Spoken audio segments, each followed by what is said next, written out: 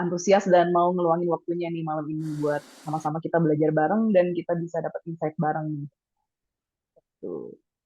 Oke, oke teman-teman, sebelum kita mulai, aku mau memperkenalkan dulu our guest speaker today. So we would like to welcome Tim Schibli to our session. So Tim right now is a head of operation for the Philippines recruitment company. So he has so many experience about in the tech industry and others, and he would like to share with you about his experience and some tips and tricks about being a tech sales in Indonesia and how to embark our journey in the global market later. So yeah, without further ado, we would like to welcome Tim Schibli to the stage, Hmm. and your time starting now. Okay, thank you, Kak Sarah. And selamat malam semuanya. And that's probably the extent of the Bahasa Indonesia I can speak tonight. And I have to say one of the biggest regrets in my 4 years in Indonesia was really not learning Bahasa Indonesia to a fluent level. I can speak Bahasa Gojek, so I can speak with Gojek drivers and Grab drivers quite well, but beyond that, in a professional sense, much more difficult. But yeah, so I appreciate your attention tonight in English. So if there's any questions that you have, yeah, feel free to add in the slider. I saw there's a few coming through already, so happy to answer those. I believe Estella at the end of the session, right? Okay. All right. Let me share my screen then, and I'll give you. I have to send a request, I believe.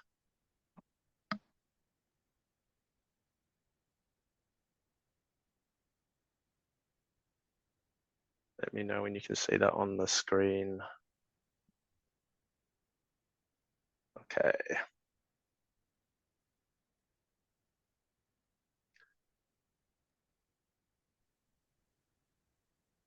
All right, all good. Everyone can see that? Yes. Yes, there we go. Okay, so look, I'm Tim Schibli. So as per the slide there, look, entrepreneurial, innovative business professional with a decade of experience leading multinational and cross-functional teams in Australia and Southeast Asia.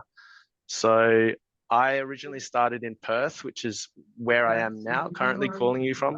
I'm actually calling you guys from 1 hour in the future. So I'm actually 9 p.m. over here, and I know it's 8 p.m. for you guys over there.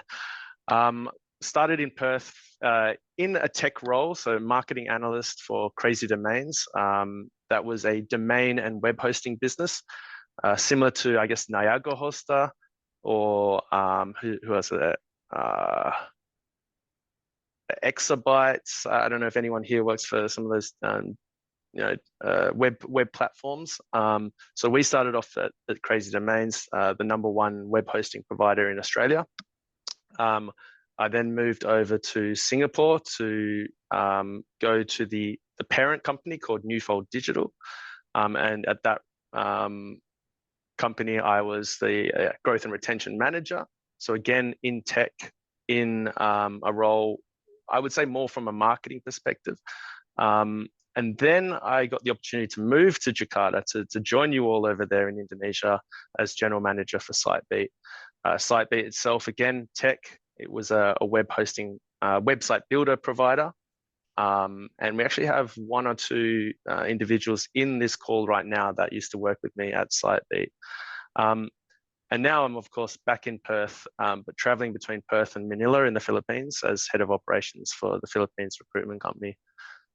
So I guess one point to make from all those kind of 4 major positions that I've been a part of is none of them said sales, right? None of them said SDR, none of them said BDR. But I guess the point there is that at every situation, I was involved with sales, either as a sales manager, so leading a sales team, specifically over there in Jakarta, and now here in Perth. And then as a CRM specialist. So, a lot of experience with HubSpot, with Salesforce, with Freshworks. So all, sales technologies that kind of give me a unique insight into, the difficulties and challenges that salespeople have to go through, but also the opportunities that the technology can provide everyone. So thanks everyone for at least inviting me here today, and it's really nice to still have some emphasis in Indonesia, and I would, Indonesia is still in my heart. I left Jakarta end of last year, and I also have a small business in Bali selling Australian meat pies. So if anyone's ever over in Bali and would like to try a pie, just give me a LinkedIn message, and I'll accept all the invites that I get later on as well. Okay, let's go next slide. So look, despite having lived in Singapore and Jakarta and Perth, I think the one thing that kind of puts me differentiates me with I guess friends of mine here in Perth is that my career has been constant change, from moving to different countries, experiencing different cultures, different languages, different people. Myself, we went through a bunch of different company acquisitions while I was working with Dreamscape and Newfold. That meant we were always experiencing change, always experiencing organizational transformation. The technology changed so much. We're now living in an AI world, right? So had you spoken to me 2 years ago, it would have been so different, because we so much change, constant change. And what else did we experience only a few years ago was a pandemic, right? So as part of that, I had to guide teams through the uncertainty of the pandemic, while always maintaining performance and morale. Now, when I look back on my career, and it was kind of what allowed me to be in this position that I'm in today is, being adaptable, being open to that constant change and variety, and, learning how to deal with that, right? Being resilient, getting through those uncertainties, and keeping yourself, but also your team motivated along the way. So just to start off, I just wanted to kind of talk to everyone about the mindset that I have, that I hope everyone can try and exhibit as well. So, sales is a very, I guess, difficult position, because there's pressures, there's sales target pressures. There is, like I said before, technology is changing all the time. There is competition in the market. And of course, in Indonesia, you have your own challenges there with, slow decision-making processes of our customers, but we'll get to that a little bit later. So from my perspective, what is my mindset that has allowed me to be somewhat successful? And I'm not saying by any means that I'm hugely successful. I'm not a millionaire by any means, but with all these things, you need to have a positive mindset. So for me, it's staying open and curious. Change is not the enemy. Resistance to change is the enemy. You got to constantly embrace new ideas, new technologies, and new ways of thinking. For me, keep learning. The moment you stop learning is the moment you start falling behind. So constantly stay hungry for knowledge. When we talk about this change, you have to be able to adapt quickly to change as well. So the market conditions shift, customers' needs are always evolving, customer needs are always changing. So your strategy must be agile enough to respond in real time to that change. One piece of advice I've always given to people to my staff actually, is communicate proactively. Now, don't wait for problems to escalate, and always speak with your boss, right? I think it's something that sometimes in the Indonesian, maybe in Indonesian businesses, I know there's somewhat like hierarchy, and it might not feel comfortable to speak to your boss. It may not be comfortable to bypass your boss to his boss. And I know that's something that, that's a unique challenge in Southeast Asia. But I would always say something that is very important is have a good relationship with your manager, with your team leader, with your boss, because that will help formulate, the rest of your career as well. And of course, and I've touched on it, and I will touch through it throughout this presentation, is artificial intelligence, AI, right? I think sales is a particular position which can leverage AI in a big way. So use artificial intelligence to amplify your skills and output beyond the traditional limitations of sales, right? But always remember to remain authentic when you're using AI. Now, guys, I was thinking about this today, and, as a salesperson, you are, I honestly believe, the most important person in your business. You're not only just the most important person, you are the most, I guess, adaptable, right? The other part for me that I feel I was always successful was I never specialized, right? I was never a specialist. I was a generalist, right? And a salesperson is the biggest generalist, is the ultimate generalist of the business, right? Because you sit at the middle of everything. You need to understand people, you need to understand technology, you need to understand the data, and you need to understand the product. And you yourself, you are the product between what is built and what the customer actually needs. So I guess, we talk about today, and I know the community is very much, sales focused, but I believe in this world, this, rapidly changing world where AI is quickly weaving its way through business a whole lot more, is that as a salesperson, you guys are best placed of anyone in the business to adapt to the change, right? You are the person that already knows the product, right? You're already the first level of support for your customer. You already understand the marketing challenges of the business. And you're already a data analyst, because you have to understand your numbers, you have to understand your quotas, you have to understand conversion rates. So, from my background as a generalist, it's allowed me to move from a marketing analyst to customer retention manager to a general manager to a head of operations. I've moved from tech to recruitment. And I was only able to do that because I was adaptable, I was open to change, but I was a generalist as well. And everyone in this meeting right now, everyone in this session right now is also a generalist. Why? Because you're salespeople and you have that ability to jump across into different areas of the business. And that's going to, be very powerful for your career moving forward. So I'd say, well done first in choosing this as part of your career, but anything's possible in the future, guys. Alrighty, so what's next? Now for me, and again, remember, I'm not a salesperson, but I have managed sales teams and I have managed the sales technology.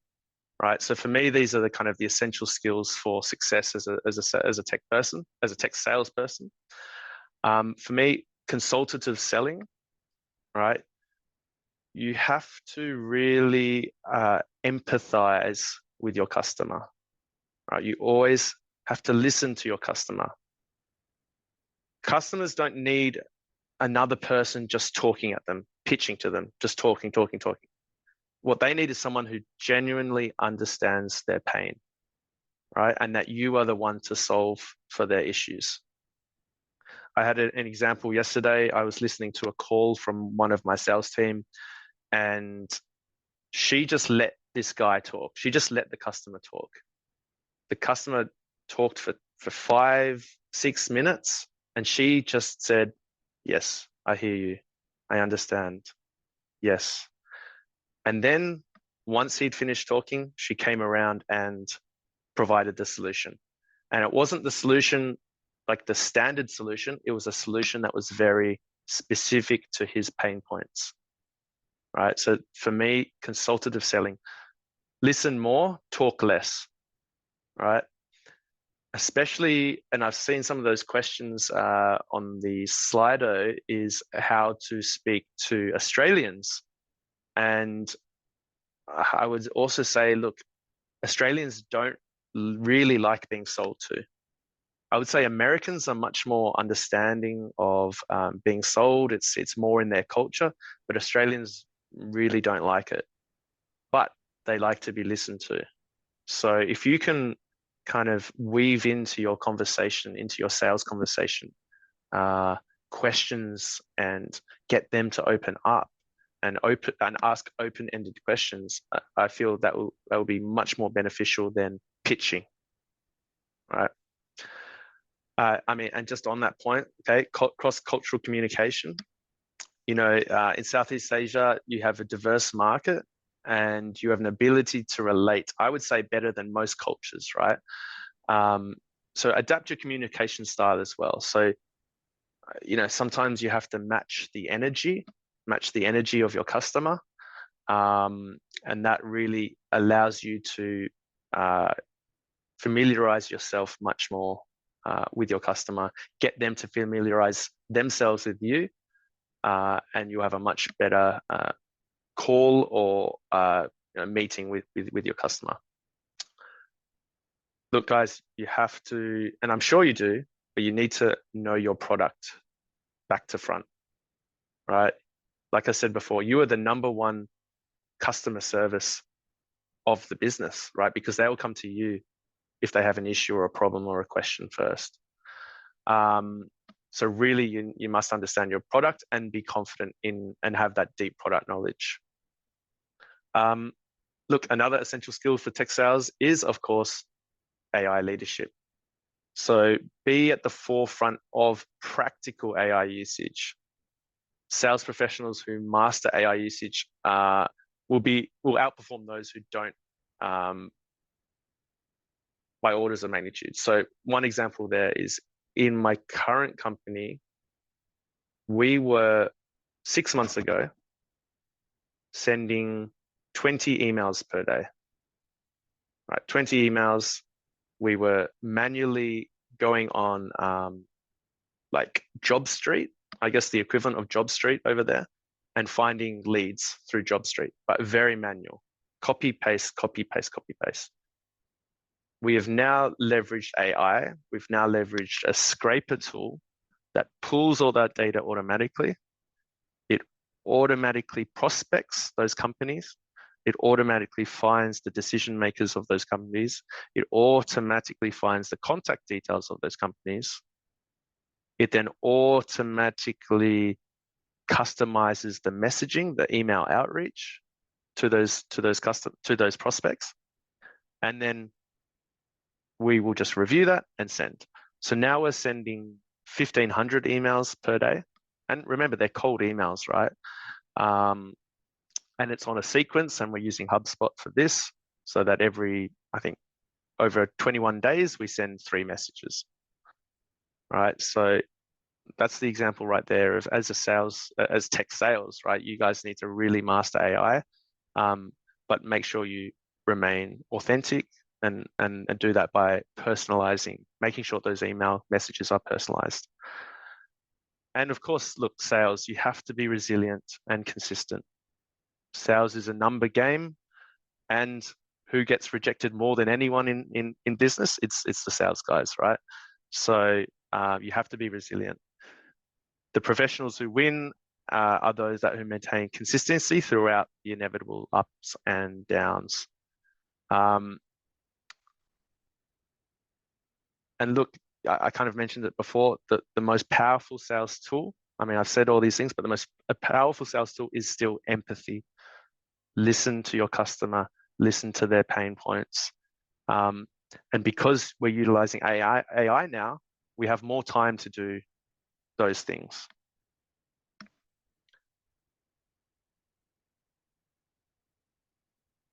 Now, I think one point I just wanted to make sure is, I'd be interested to hear where everyone's kind of what type of tech sales they're doing. Is it web-based? Is it service-based? Could people just write in the chat at the moment what kind of tech sales people are doing, or what kind of sales people are doing? I mean, I'm actually curious. So we've got SaaS from Sarah, event software service from Mukti, EduTech, yeah, of course, SaaS. Yes, ERP all the way. B2B executive education, cloud from Zara. Super interesting. So nice selection there, and of course, yes, or tech related. Okay, very interesting. So obviously different industries, we've got education, or I guess the SaaS ones, I can't really understand what industries they are, but event software, of course, cloud technologies. So these numbers you see on the screen there, these are the average ideal open rates, reply rates, meeting conversation rates, but obviously they differ slightly by industry. And that's why, quotas, I can't really tell you guys what is a good quota, what is a good sales target. But what is truly, truly important for yourself as a salesperson is to understand the metrics behind the activity that you're doing, right? So I would expect that from looking at the EduTech, event software service, ERP, B2B executive education, that a lot of the initial communications over email outreach. However, I fully understand and have lived myself is that Indonesia is a WhatsApp heavy market, right? So even if, okay, we've got LinkedIn as well, right? If there's any tech sales happening over WhatsApp, and I know for a fact iSeller, for example, and Mocha, they are very much WhatsApp first in their sales outreach.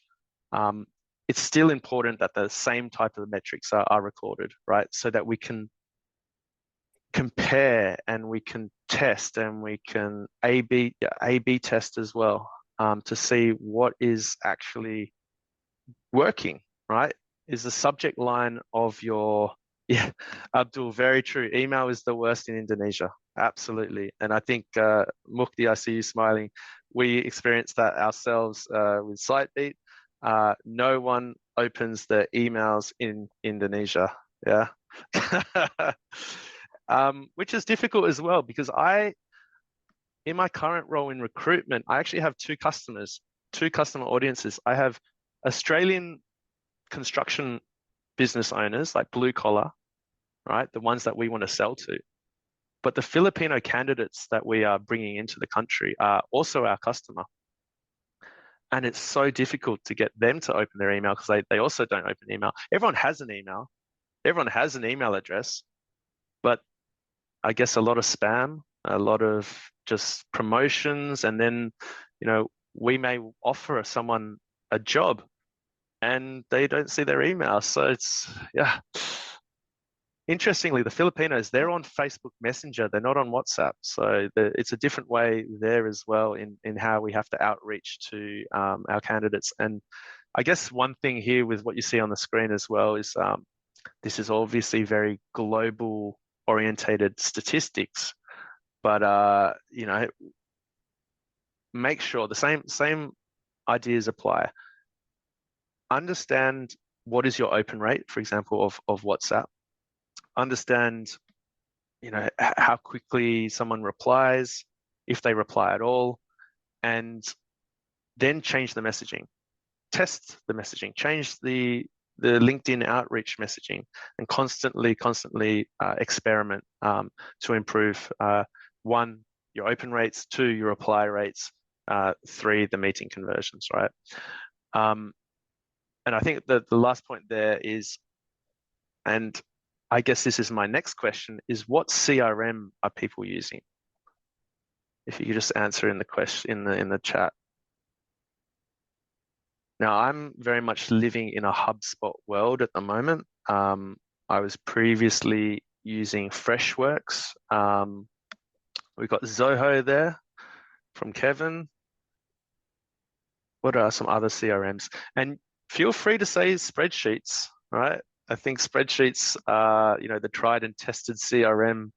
Yeah, we've got Fresh Sales, Airtable, Geraldo, there's Excel. I mean, that's the thing, right? Spreadsheets can still do the job. And yes, Farouk, Apollo does account. I use Apollo every day, integrated with HubSpot. So yeah, Apollo is quickly becoming its own CRM. SFDC, I guess that's Salesforce.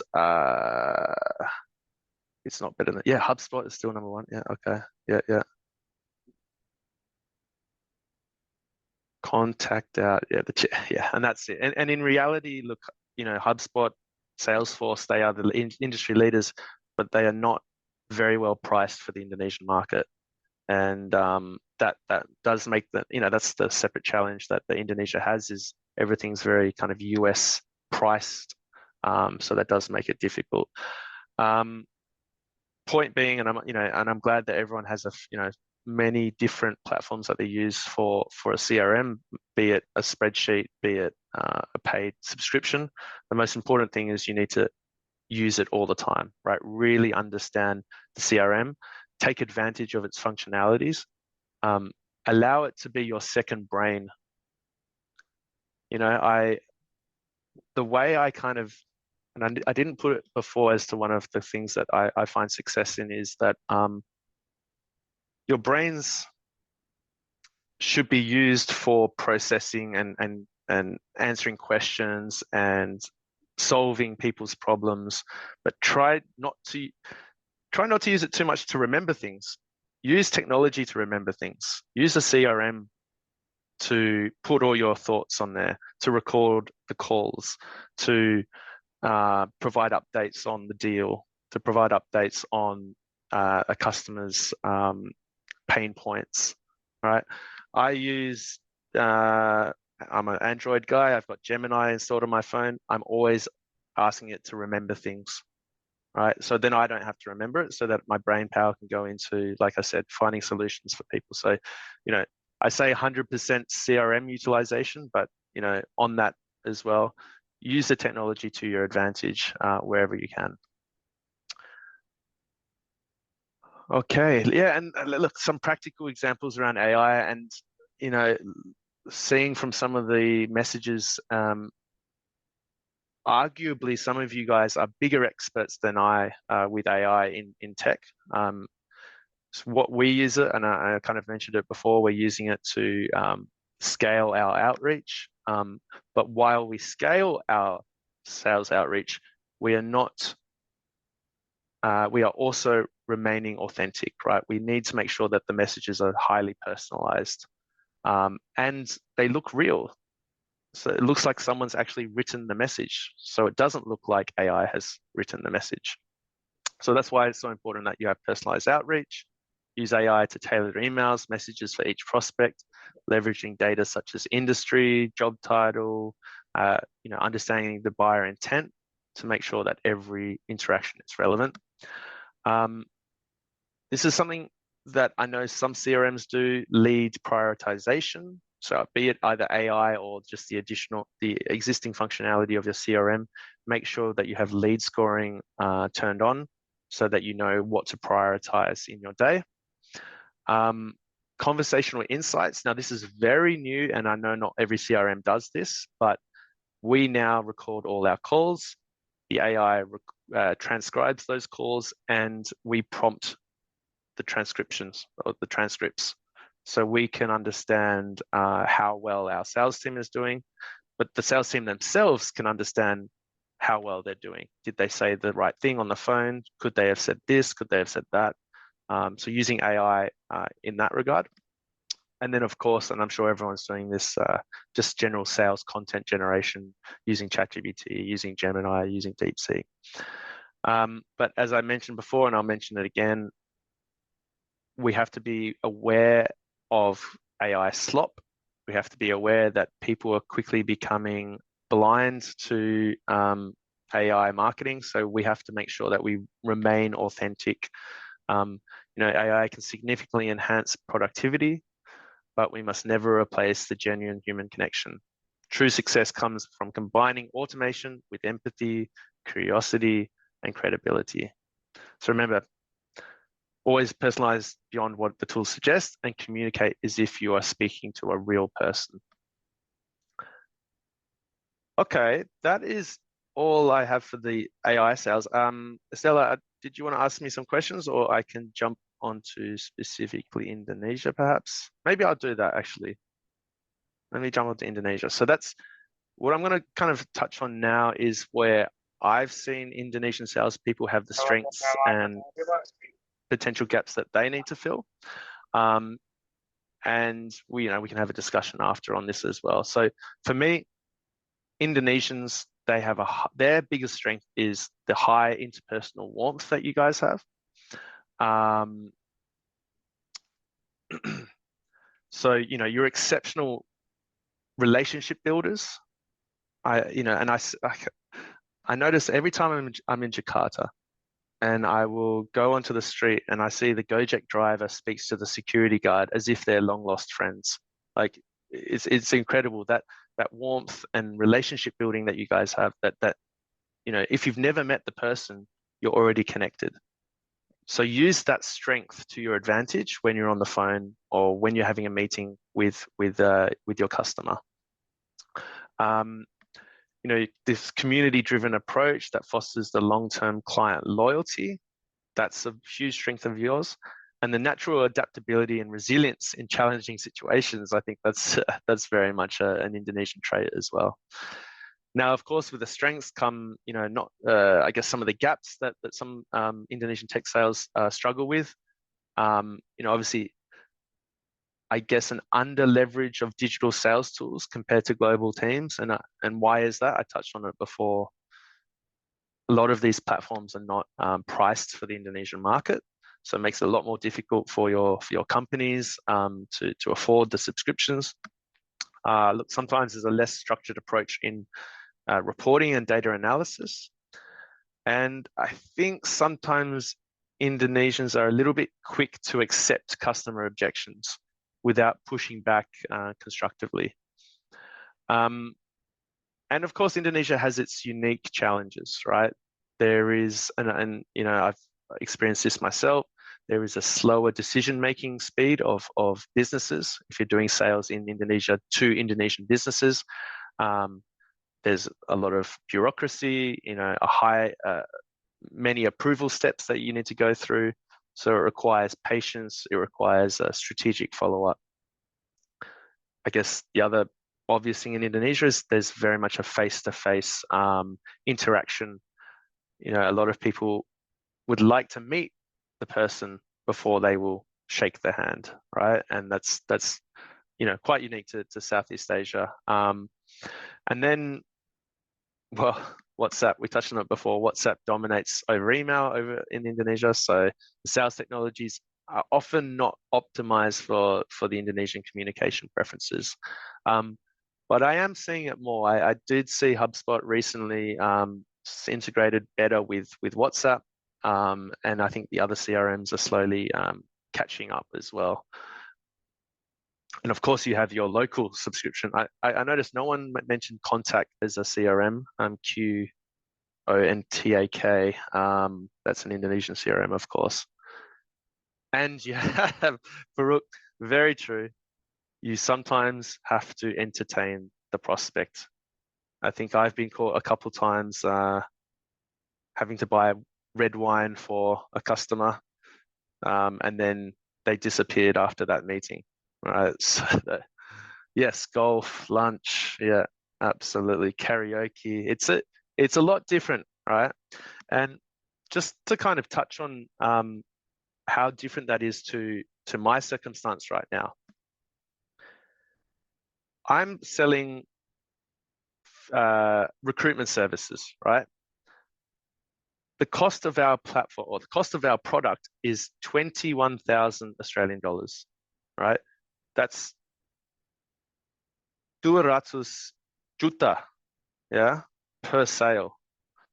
Now, do I have to take that person on lunch? Do I have to buy them wine? Do I have to buy them beer? Go to karaoke? Actually not, right? Because there is, I guess, a higher level of trust in Australia. But also because our product, and just to give everyone clarity, Australia has a, I guess, not enough blue collar workers. We don't have enough construction workers. We don't have enough welders, boiler makers, carpenters. So Australian businesses are quite desperate to get in skilled workers, and those skilled workers actually can come from Indonesia. Now, if they've come to us, if the customer has come to us, or we've reached out to the customer, they are desperate. They need people like now, like yesterday. So fortunately, we don't have to do the like entertainment, but we still have a long sales process. So a lot of backwards and forwards with messaging. I guess there is still trust building required for that. But yeah, Gilbert, you're very true. There's no free lunch. That's a myth in Indonesia. That's right. That's right. Okay, where are we? So, how can we bridge the gap of going global as Indonesian salespeople? Look, and I'm sure everyone does it already. And one thing that is super important, if I was to hire a salesperson, an SDR or a BDR, I would certainly look for what CRM that they use. I would certainly look to see what AI outreach or AI practical skills that they have, right?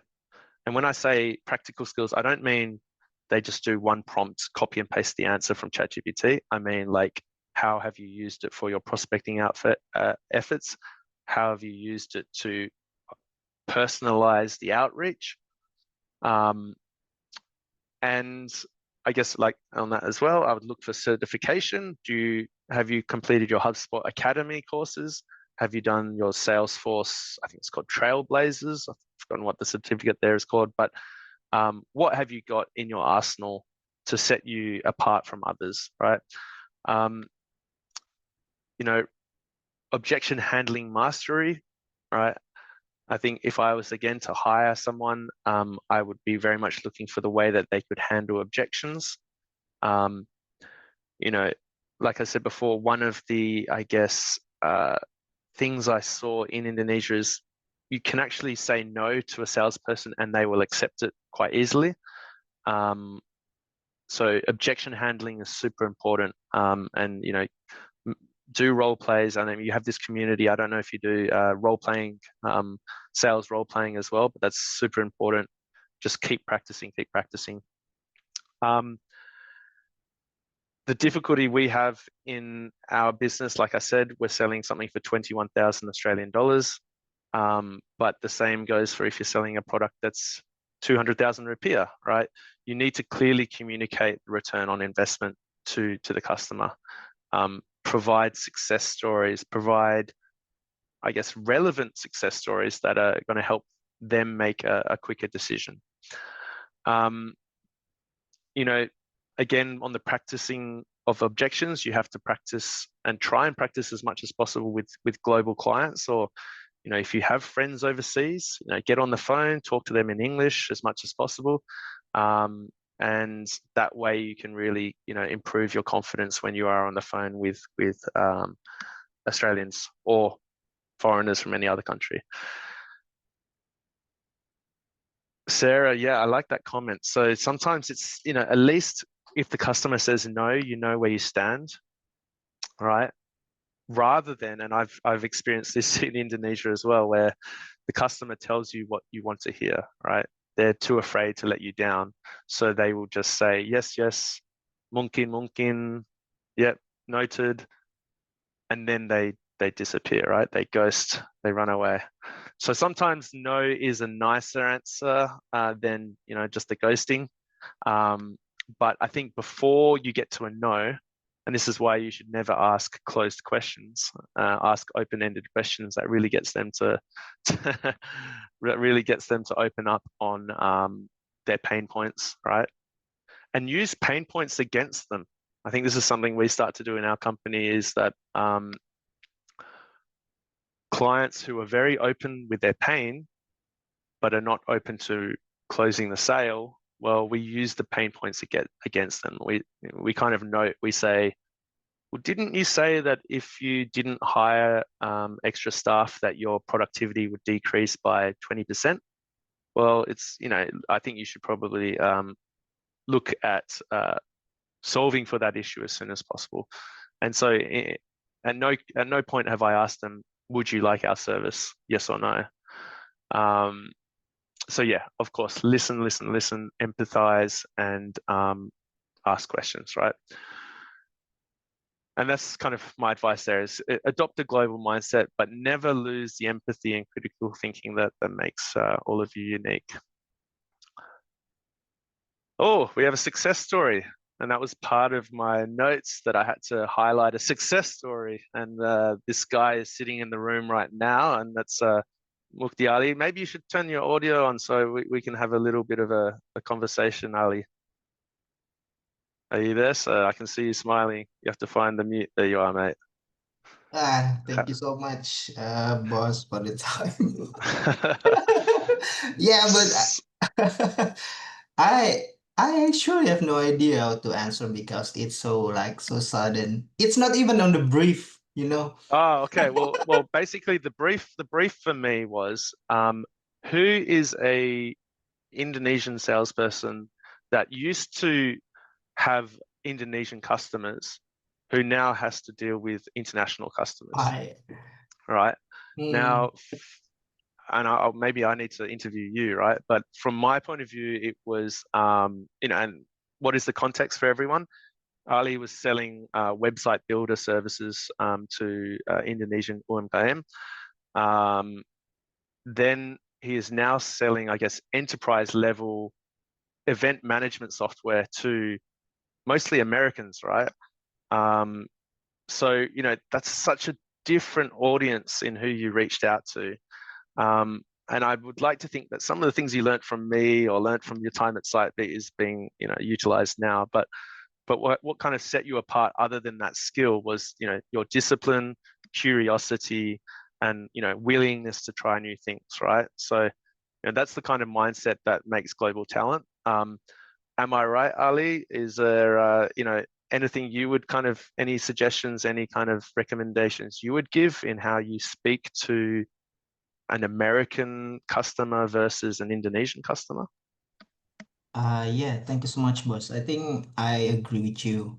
And also, the one thing that I have learned from working in a multinational company as a salesperson is that people from the multinational company often giving us a freedom. You know what I mean? Like freedom, how to do your daily activity, how to do your selling method and something like that. Because in Indonesia, how to saying this? It's like in Indonesia, most of like our superior, our manager, our bosses often doing like micromanaging, right? You know what I mean? Like micromanaging, telling us like what to do in every detail, something like that.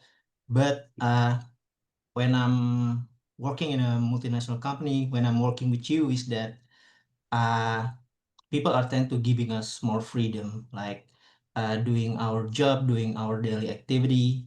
It's like I think I remember when I like first met you and we first spoke, like is that we are not treating our employee as a I forget the name. It's like like robot. Baby care. Is that baby Oh, care? the daycare. Daycare, yeah. Yeah. Yeah, I remember that. So you saying that we are not treating our employee like we are in the daycare, right? So we are an adult, we are a professional. So we have like more freedom to do our job, which is actually, it's giving me, how to say this, like skill to manage my own time. You know what I mean? My work. I have like, I like feeling have a better in time management, in my work-life balance as well. So yeah, I think that's what I have learned when I'm working in a multinational company, and also when I'm like working in Indonesia. And yeah, I think that's all for me. It's like great experience. I don't know what to say more because it's so sudden. So I have no. No, all Yeah, good, yeah, mate. yeah. And I was like, I'm feeling like super nervous. You know what I mean? But yeah, well, it's that's you're a salesperson. You got to be ready for anything, right? yeah. And any objection that a customer has, and be thrown in the deep end by your boss. Yeah, that's Yeah, that's that's it. yeah. Yeah, yeah, I agree with you. But yeah, it's been nice. And also, yeah, I think the main point is that uh yeah, when I'm working with the multinational company, it giving me like a better skill in time management, to manage my work, to manage my uh professional, to manage my personal time as well, which is like improve me a lot as a personal and a professional as well.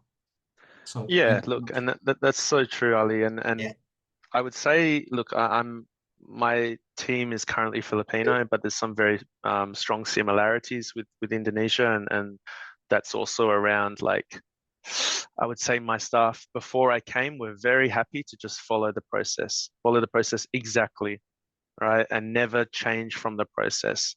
And while that is good for some roles, I would say it's not good for sales, because sales, you need to be adaptable, you need to be you know able to come up with a solution to many different problems.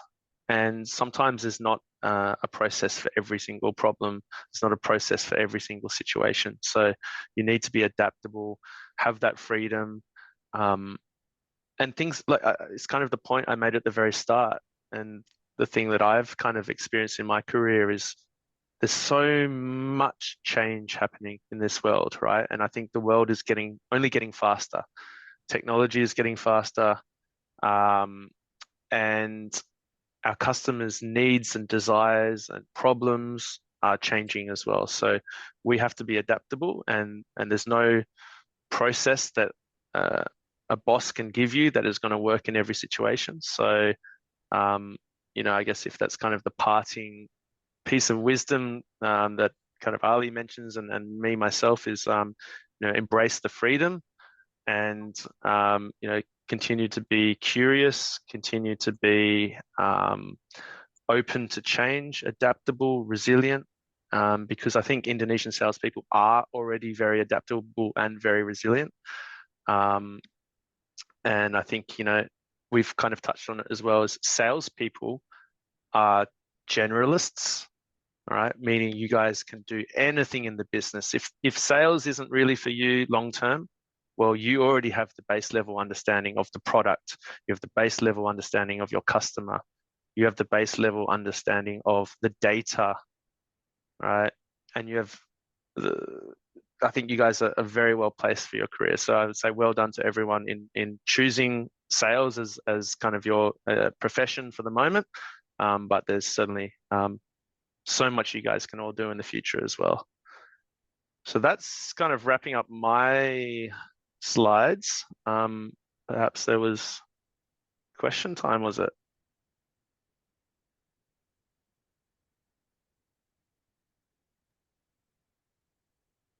All right. Thank you so much, Tim, for your time and your presentation. Give a round of applause for Tim, everyone,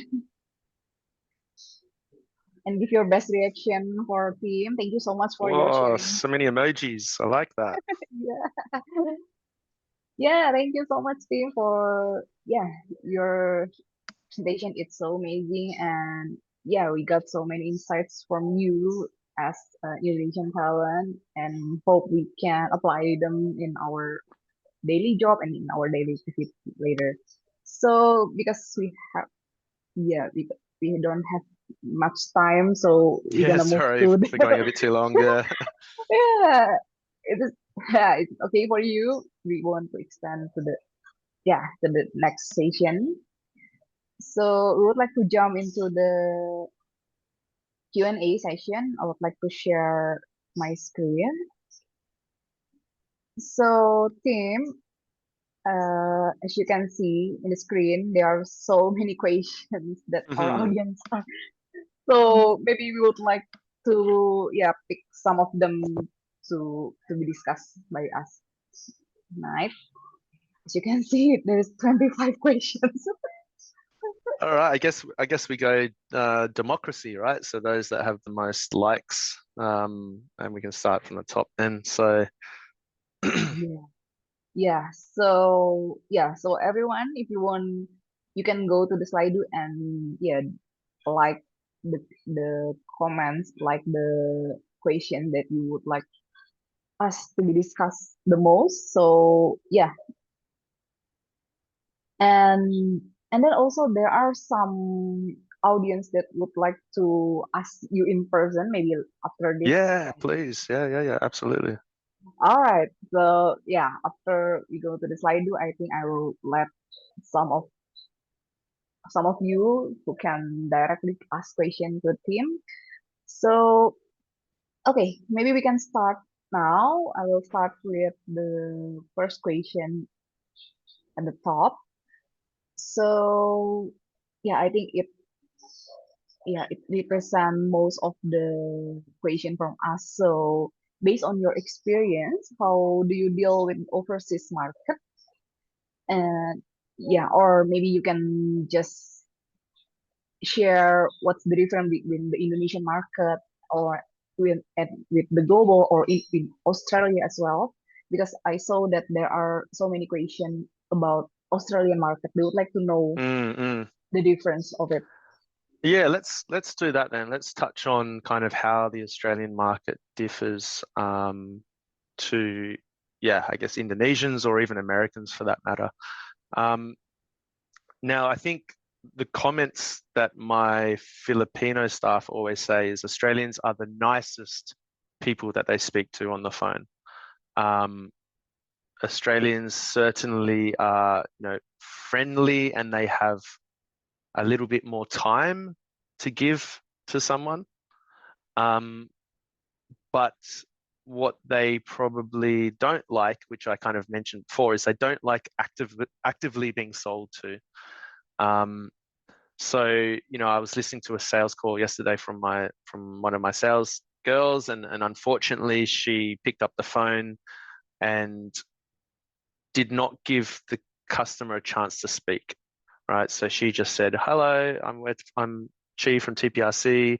Uh, I understand that you would need a new staff member for your company, and we are TPRC. We are recruitment for Filipinos, bringing them into Australia.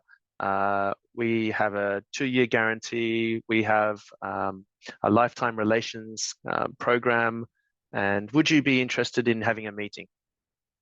And that's how the conversation went. And that's a terrible call anyway, but didn't give the customer any chance to speak at all. And what was the biggest problem? She asked a yes/no question at the end, right? So I mean, not only was that a terrible sales call for anyone, but certainly from an Australian, one thing that Australians really like is to build up that connection at the very start. So you know reference things in their life that they want to talk about. So understand where in Australia they are for a start, or where in America are they, or where in Europe are they? Because the weather in Perth, where I am, is so different to the weather in Sydney, so different to the weather in Queensland. Um, Sport is big in Australian culture, right? Sport. So if you call someone in Melbourne and maybe reference the local Australian rules football game, that will actually get them really interested, and they would be super proud that an Indonesian knowed about the latest AFL game on the weekend. But understand that someone in Sydney, they don't play that sport, so you have to ask about rugby league, for example. So it's all, building that connection with the Australian customer. And the other thing is, don't call Australians after 3 p.m., I would say, because they generally switch off from work mode, and especially on a Friday, 3 p.m., they're already at the pub having beer. So, it really depends on what type of Australian audience that you're speaking to. But I guess the thing to remember there, the wisdom that I want to say is that understand your market, understand the area that you're calling, and if they're in Spain or England or Germany, if they're in the East Coast of America or the West Coast of America, try and understand some talking points around for that area to help you relate to your customer better.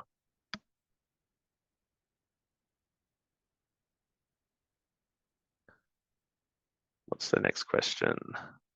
All right. So, okay, thank you, Tim. And please take note, guys, for Australian people, 3 p.m. is the maximum time if you want to, Yeah, and the time difference as well. Remember time difference. So it's 9 p.m. in Jakarta right now. That means it is 1 a.m. in Sydney, right? Because there's a 4-hour time difference now. So we have to, in Perth, we are 3 hours behind Sydney. So our staff as well have to make their calls the first thing in the morning, because already by lunchtime, everyone's gone home. So be mindful of that. All right. Thank you, Tim. So we would like to move to the next question.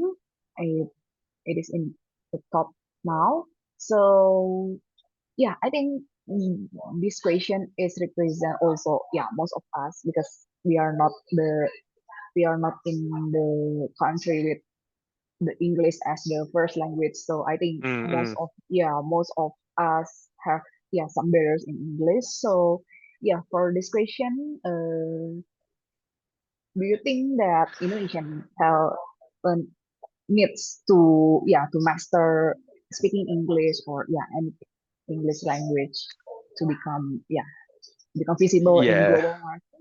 Yeah, look, absolutely. Having a confident English level will keep someone's attention, right? Will keep someone on the phone or keep someone engaged in the meeting for as long as possible. I'm not saying you have to be incredibly fluent, but you need to be very confident about your pitch. And of course, like I keep saying, is you need to be a good listener, right? So if the Australian customer or the British customer or the American customer is speaking, obviously be confident in your script, but also you have to be a good listener. And when you then provide the solution, you have to have had a good English skill to be able to provide the answer in a confident way as well. So how to do that? Practice, right? Find a pen pal or someone in another country that you can practice with. I guess this community as well can do role plays, and like anything, right? It's just practice. Oh, that's great answer. So before we move to the next question, I think this question is more relatable if we can have the answer from the audience. So maybe I would like to ask Bang Mukti Ali, because as Tim has mentioned Ali as well. So I would like to know your opinion about this question.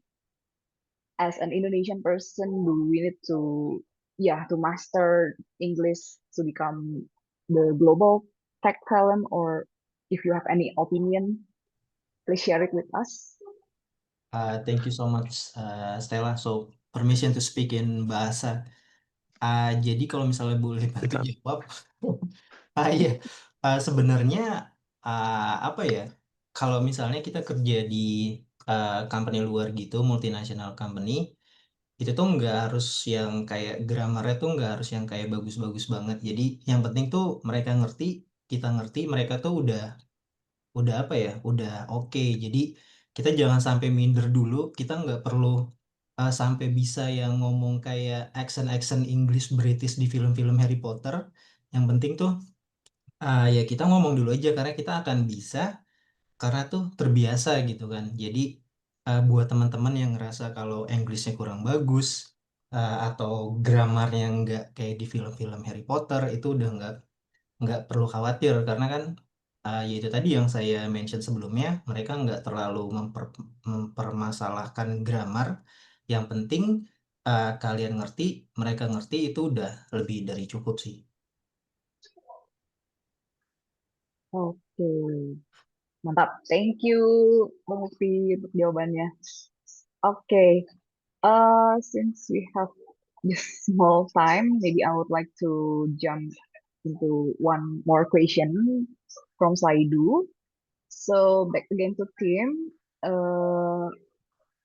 Yeah, most of the audience would like to know about some tips and tricks to enter the global market. And some tips for us if we want to, or something that we need to improve, or yeah, got that. Yeah, look, it's kind of one of those slides that I did present around what do I look for in a CV, in a resume. What can have you stand apart from all the other CVs that we receive? And certainly, like I said before, references to global standards in CRM and sales methodology. So, okay, to talk about CRM, HubSpot is free to try. It's free to access the HubSpot Academy. Go through the courses, get the certification. I'm not sure about Salesforce, but I'm sure there's plenty of free content out there. Because what do I look for? I look to see, does someone understand CRM? Do people understand tech and how they can use the tech to their advantage in sales outreach? So that's kind of a practical thing to obviously learn, have it in the resume. I would also say that, and I guess, people are at different times in their career, right? So I guess some people are starting their career. It's a little bit difficult, but just to see any sales experience that you previously had would be helpful, right? I think from my perspective, I understand Indonesian sales is some of the most difficult sales. So if I saw an Indonesian salesperson versus an Australian salesperson, and I might even pick the Indonesian because they've had more struggles trying to make sales in Indonesia than the Australian has, meaning they're more adaptable, more resilient.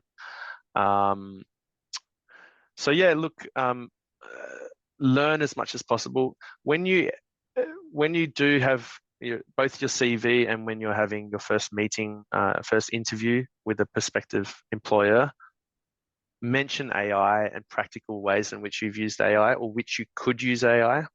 Understand the business that you're applying for and give them suggestions of what practical AI assisted, AI powered activities that could be done, because that's the future. And whether we like it or not, most of what we do from a sales outreach will be AI assisted. But then always underline the fact that you may use AI, but you're going to remain authentic and you're going to remain relatable to the customer, right? And I think that's going to set you apart from other people. I hope that answers it. And practice. Yeah, that's really true. Thank you, Tim. So yeah, I think because of the time limitation, we just can't wrap it up hear now from the slide do, but I would like to give some opportunity for the audience to directly giving their question to you. So if okay, I would like to say in bahasa. Jadi untuk teman-teman yang mau bertanya langsung ke tim, boleh raise hand. Aku akan kasih 2 kesempatan. Oke, Ada Gilbert itu ada Stel. Gilbert. Oke, ada lagi teman-teman? Oke, mungkin kita kasih kesempatan ke Gilbert dulu ya. Sebentar, aku unmute. Oh, oke, ada 3. Oke, kita akan coba stay di 3 dulu ya. Oke, boleh dari Gilbert? Halo, selamat malam semua.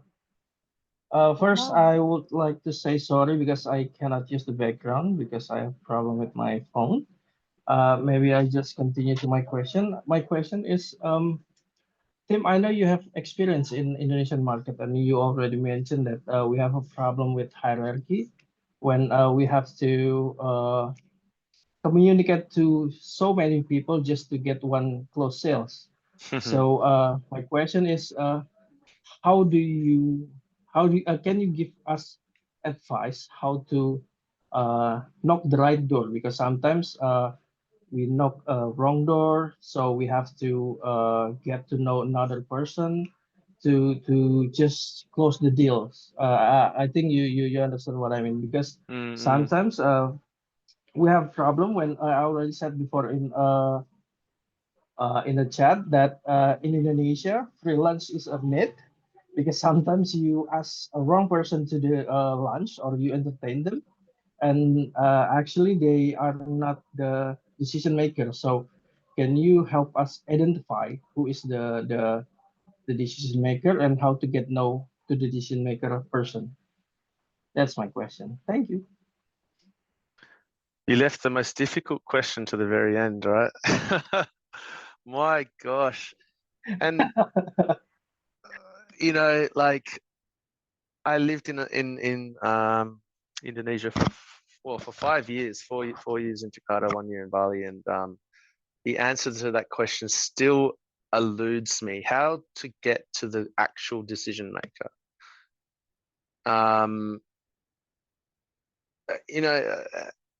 Look, I guess from again the way of doing business in Indonesia, it's going to be all kind of relationship building, right? You need to have relationships at all levels, right? And I don't mean take everyone out to dinner and lunch, but understand the business itself prior, and I guess you can utilize technology like that. You can use LinkedIn, use Apollo to understand what are the layers. I mean, I don't know if that's something that you're doing already, but I know from my example, my experience is when I was in Indonesia, I was very ignorant to the levels. I knew that, okay, this guy might be the manager. He says it in his job title, but is he actually the manager, or is it just kind of like a nice job title for him? And one way to do that, which I didn't have back then, was LinkedIn Sales Navigator. And I didn't have access to Apollo either. So I don't know if you've used Apollo, Gilbert, but that at least allows you to see all the different position titles and maybe make a better sense of who the decision maker is. But the hierarchy is there for a reason. It's there to protect the business. It's there to maybe not make rash decisions on sales opportunities.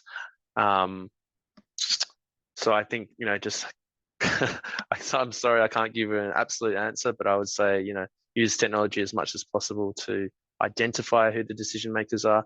Otherwise, it's going to be just traditional relationship building.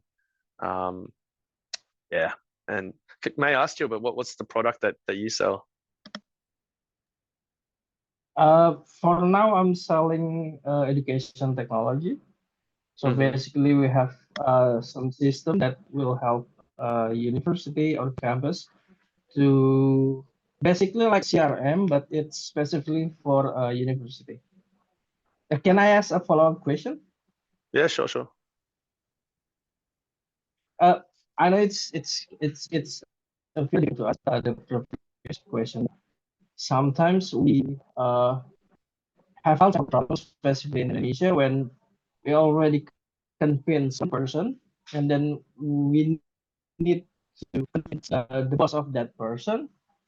The level of knowledge of technology, the passion that they need the technology, it's different because I think for the entry level, like the first PIC that we met, the users, maybe they think that they really need the technology, but when we have to convince the boss, they especially in Indonesia, they will think like, why use technology when we can when we still can survive with what we have right now?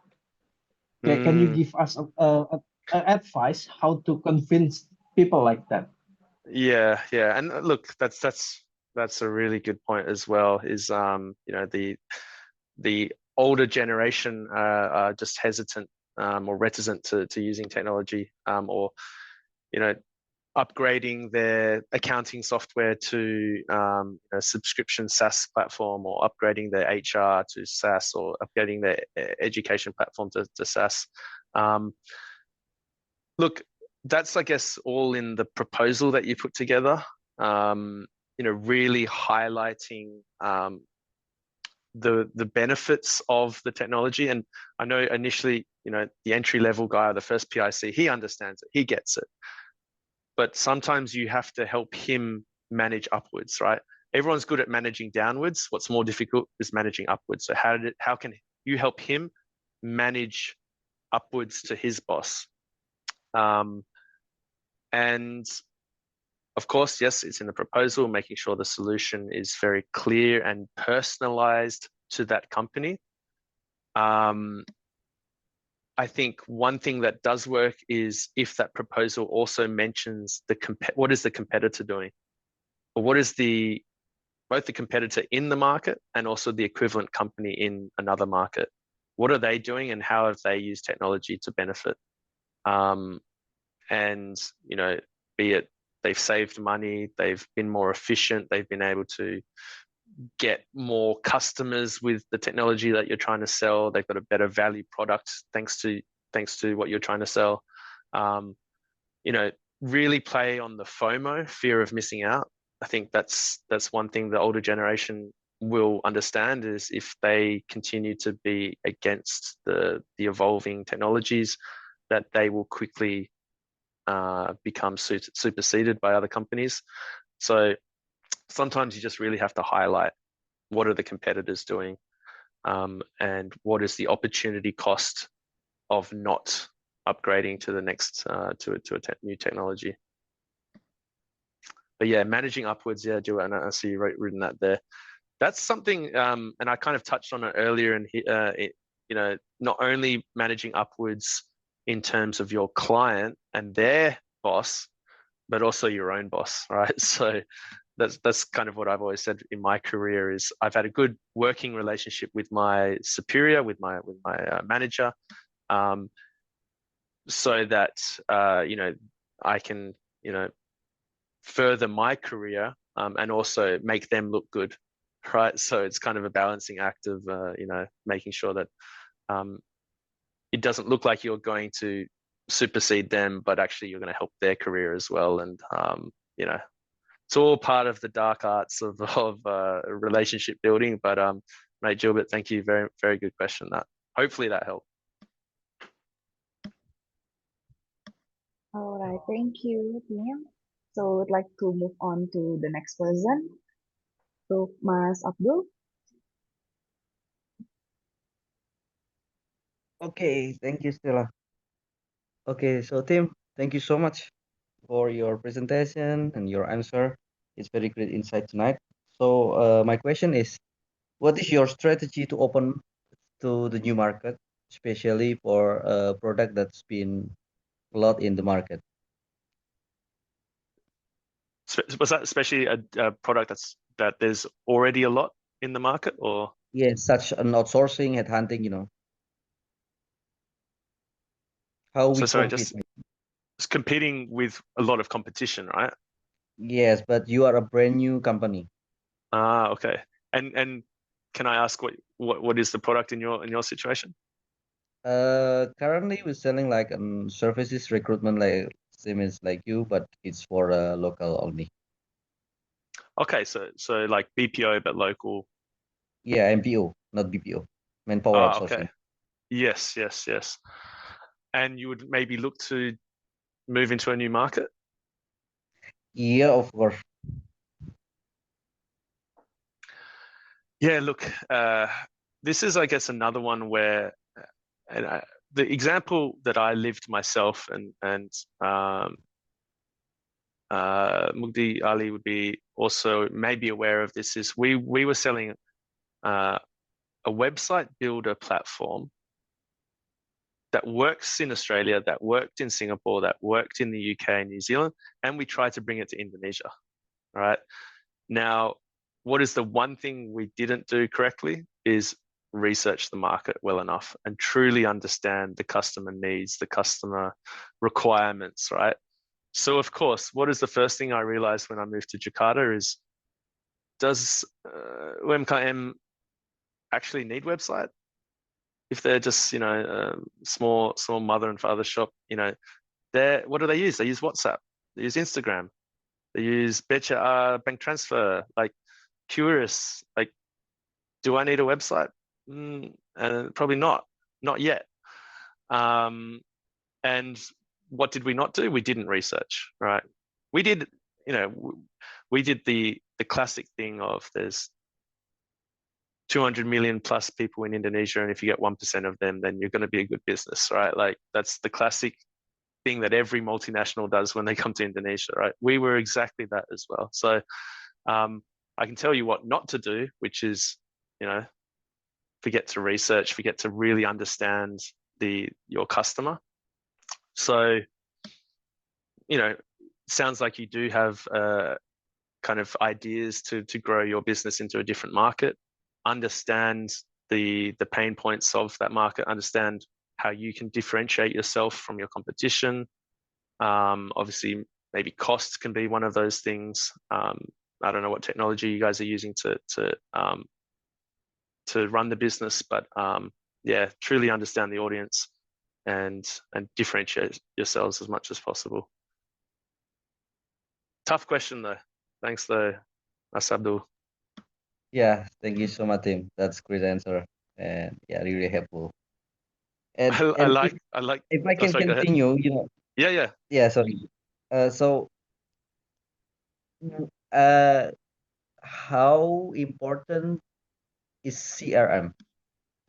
Because currently I don't get any CRM, I don't get any tools, as a sales, sometimes we need like if Lusa, something like that, to help us to find the phone number, the contact number of our client, something, the PIC, something like that. So in my situation right now, I don't get any tools, I don't get any CRM, so I need to memorize all my I need to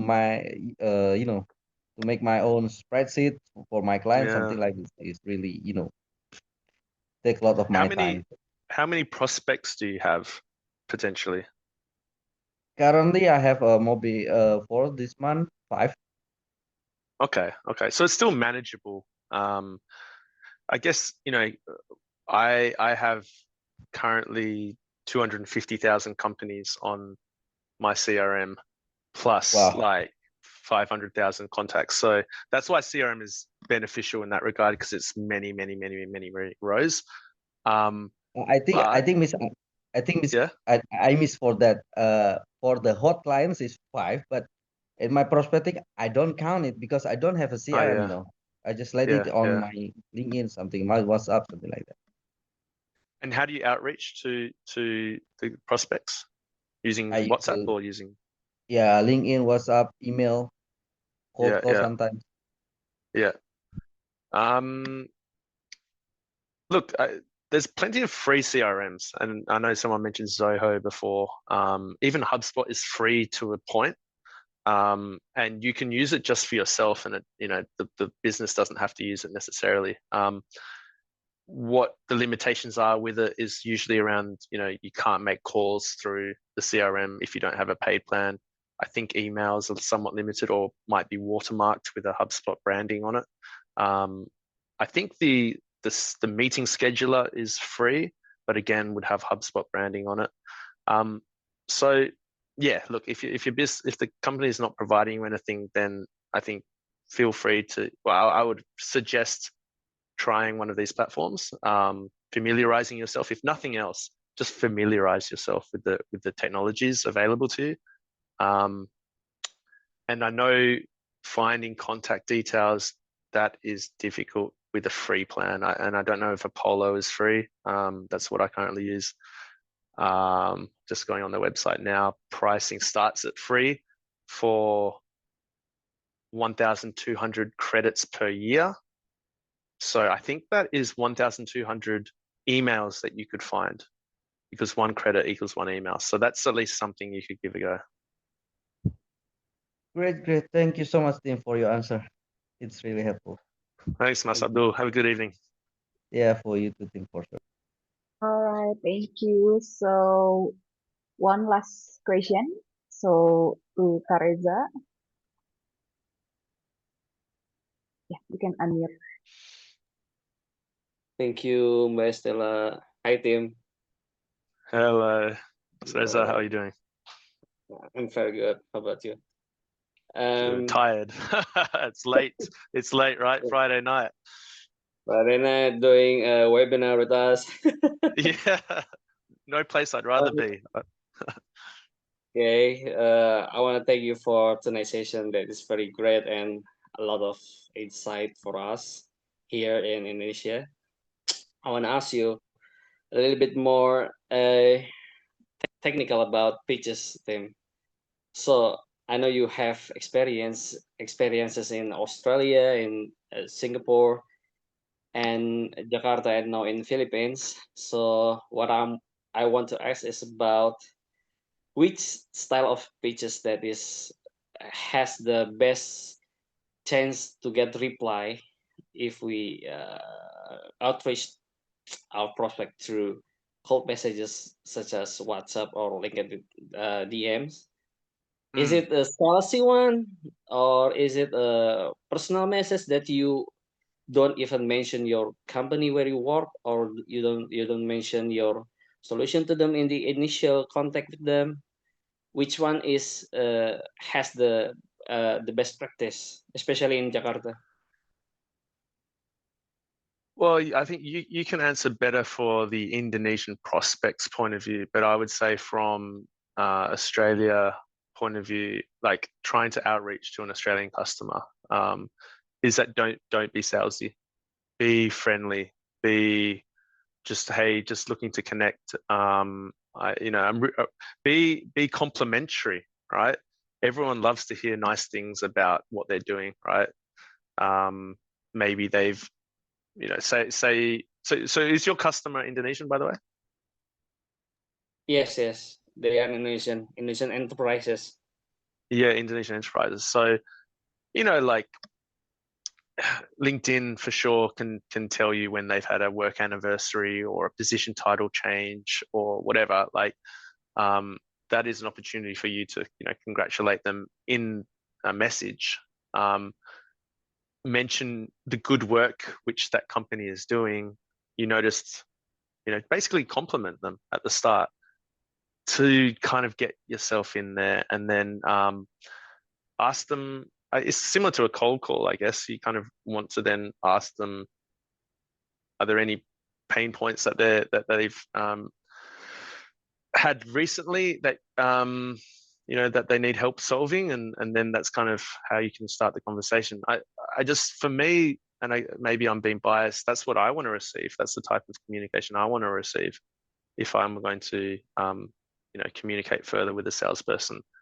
What I hate is someone that writes a paragraph all about them and then they haven't asked me anything, right? And it's just kind of like, and I think the problem with AI these days is when you ask the AI, write me a LinkedIn outreach message, it will do it from the American perspective in a lot of ways, because most of content on the internet is Americanized.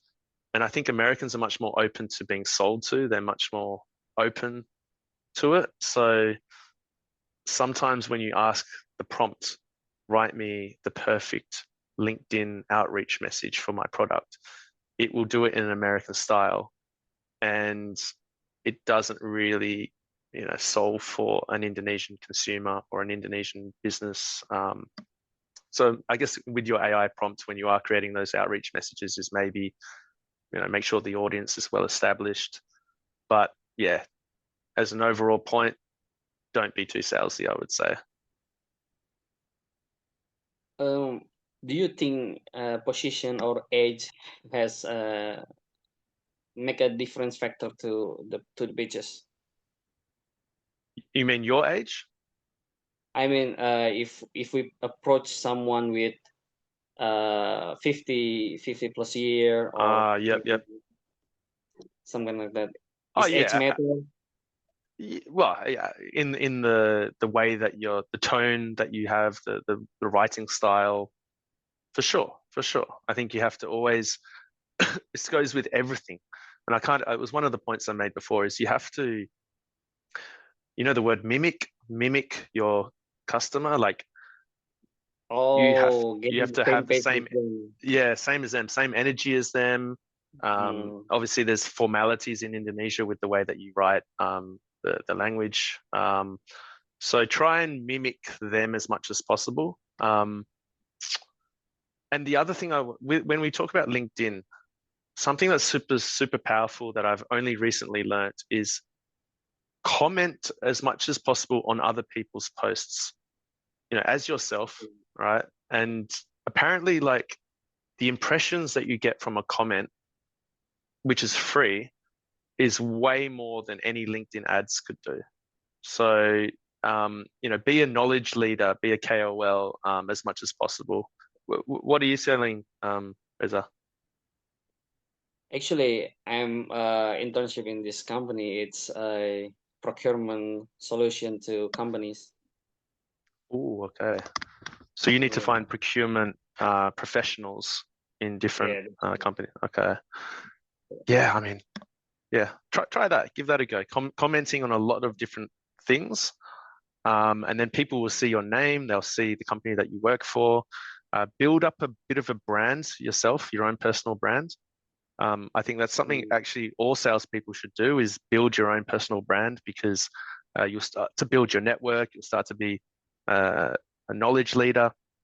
And then that makes you more employable by other companies, right? Because they'll see how many followers you have, how much engagement you have on your own LinkedIn. So yeah, and then when you send a message to someone, they might see, oh, this guy's quite popular, so they're going to listen to you more. Yeah, that's right. One last thing. Do you have any stories you can share with us about you maybe making call outreach through LinkedIn maybe, or WhatsApp or email, that you realize at the end that I shouldn't do this, I shouldn't say this, something like that? No, I mean, don't have regrets, right? Like, sales is the kind of thing where you're going to get rejected, right? Rejected 1,000 times for one yes. So it's, I know my company personally is sending too many cold emails at the moment. And if I have one kind of concern at the moment with what we do, is I'm not worrying about the individual responses to our emails. I'm worrying about the email deliverability, that maybe we're going into the spam of too many email accounts. So that would be my current example of regret or concern. But if you send a message to someone on LinkedIn and it's maybe the wrong person, I would say don't worry too much. Learn from any experiences that you have, and experiment the next time somewhere else. Okay, thank you so much for the end. It's very nice Thanks, insight. Nasrullah. much. Yeah, good evening, mate. Good All evening, right. Thank you, Kareza. So it wraps up our session for tonight. So, Tim, would you like to share maybe a short closing statement for us before we end up? Yeah, I think I had one last slide for this purpose. Sure. There we go. You can see that?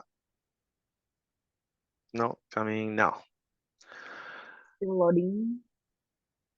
Yeah. Yeah. So for me, I was kind of alluding to being a generalist rather than a specialist. So, you know, well done everyone on mastering kind of sales skills.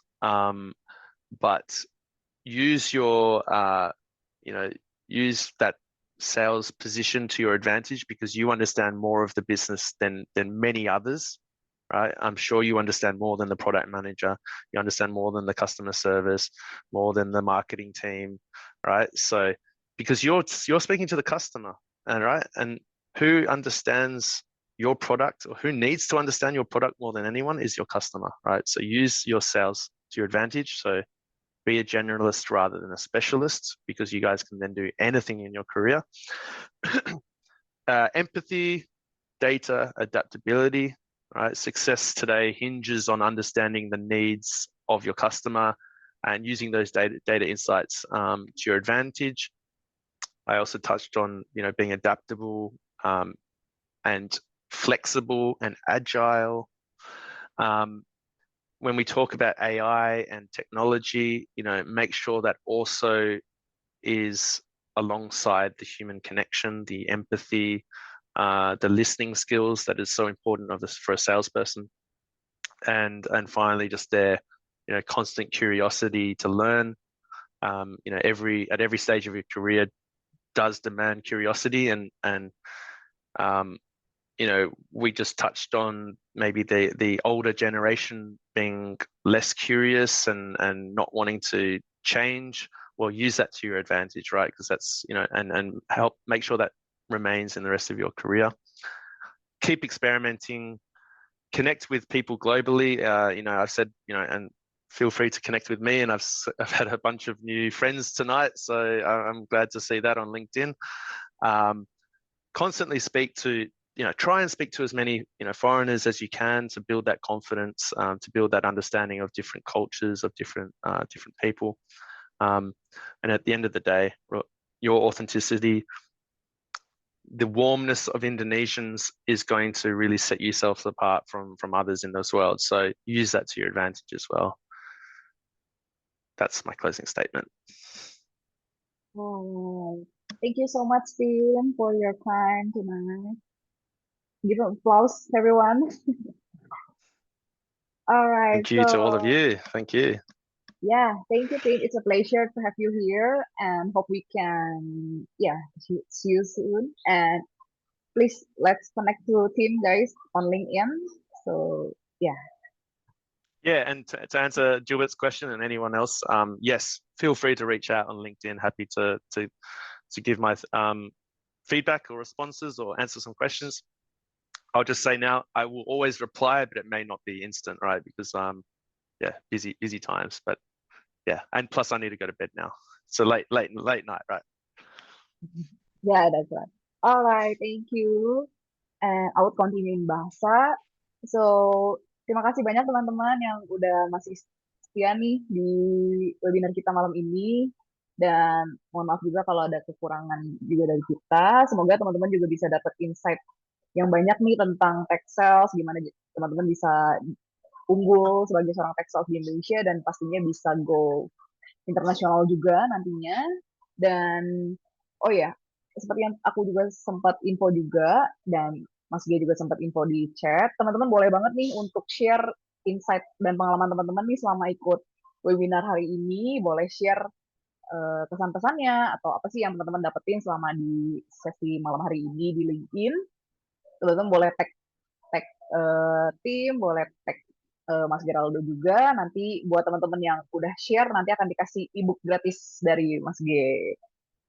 Jadi jangan lupa. Dan buat teman-teman juga yang mungkin belum join di community kita SBIC, jangan lupa untuk join juga di grup kita di Telegram, di LinkedIn. Dan di situ juga nanti teman-teman juga bisa kenal sama banyak teman-teman juga sesama Tech Sales dan juga bisa sharing-sharing dan juga ditunggu juga nih untuk sesi-sesi kita berikutnya. Nah, sebelum kita tutup, kita mau foto bareng. Yuk teman-teman yang masih bisa on cam, yuk kita on cam. Okay, guys, let's take a picture. I will going to the screenshot this screen. So yes, do your best style, best pose, and I'm gonna upload this on the Telegram. But on the behalf of SBIC community, we say thank you to Tim for this presentation. But ya, teman-teman boleh kasih say thanks di chat untuk Tim udah bantu kita menerangkan beberapa poin penting di malam hari ini. Oke ya, let's continue to our screenshot moment, our screenshot session. Oke, wait the chat. Okay. Thank you so much. Alright. Oke ya, tahan dulu chatnya, guys. Oke. Tahan dulu chatnya karena agak mengganggu. Kita pause ya. Oke. 1 and 2 3. Alright. Going to the move in the next slide. Oke. One more time, guys. Satu kali lagi. Yuk. 1, 2. Oke. All good. Oke, thank you semuanya untuk waktunya. Thank you team for your time. And yeah, one more time, I'm going to remind that you guys gonna get a free ebook if you sending us the testimony for today. And don't forget to tag Tim, tag me, and then tag Stella also. So ya, nanti aku akan share link LinkedIn-nya kita. Lalu jangan lupa di tag ya. Kasih share yang baik-baik. Gitu aja sih dari aku. Anyway, thank you semuanya. Selamat malam. I'll see you guys on the next session and webinar. Thank you guys. Giving applause to all of you. Everyone. Selamat malam semuanya. Thank you guys. Have a good night. Dadah. Thank you so much, team. Thanks, guys. Estela and everyone.